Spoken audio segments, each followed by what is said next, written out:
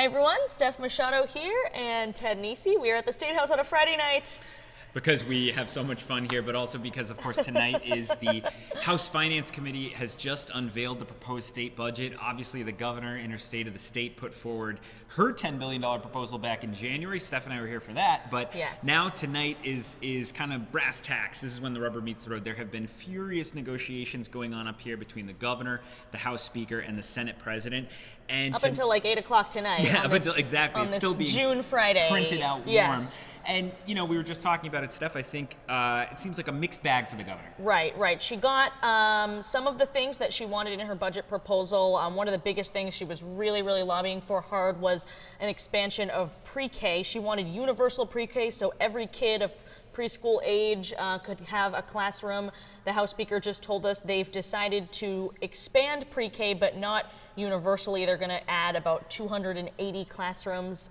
But some of her other programs that she was proposing did not make it in the budget. Want to go over some of those? Yeah, so no free tuition at Rhode Island College or the expansion to adults. That is probably the biggest blow to the governor tonight, I would say.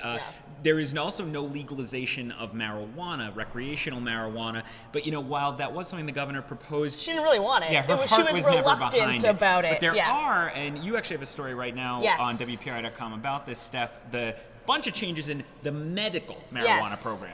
Obviously, Rhode Island has had medical marijuana for more than a decade now, but there's still only 3 dispensaries open right now in the state, in Providence, Warwick, and Portsmouth. And for a couple years now, the governor has tried to expand that. Lawmakers are now on board. They are going to expand it to 9 dispensaries, 9 compassion centers across the state, and they will not let any of the current compassion centers get new licenses for that. They're going to hike the fees for compassion centers, so that's going to raise a little bit of money. And as you might have heard in some of our stories, the governor also wanted to restrict home growing, so people had to buy their medicine at the compassion centers, but lawmakers are not going to do that. You'll still be able to home grow if you have a medical marijuana card. So that's a pretty significant change to that program. On the tax side, good news if you're one of those people who hates the car tax, because Speaker Mattiello is unsurprisingly has not been swayed by the governor's idea of slowing down a little on that. It's going to be full speed ahead in the 3rd year of the car tax phase out. A lot, though, of the fee and tax increases the governor proposed to make the numbers work earlier this year have been left out. The Speaker said they wanted this to be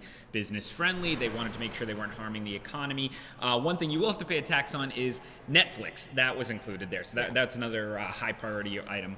All digital downloads and streaming services, not just really. Netflix. So anything that you download or stream, music, video, all that stuff, you now have to pay the 7% sales tax if this budget, of course, passes the General Assembly. And walk people through, because we should say we're talking like it's finished, and it is getting close to finished, but there's a few steps left. So basically right now, in fact, the House Finance Committee, depending on what time you're watching this video on our website, the House Finance Committee is hearing the details of this budget that we just heard about, and they are planning to vote tonight. It is after 11 o'clock on Friday night when we are taping this. They are planning to vote tonight. It'll go to the full House next week, and then it'll go to the Senate, and obviously has to be signed by the governor. But really, a lot of the negotiating between all of those different players happens before today. So a lot of these things are likely to make it through. Absolutely. And just so you know, we also have our colleague Eli Sherman downstairs in that committee hearing room to monitor events down there, and we're going to update our story on WPRI.com.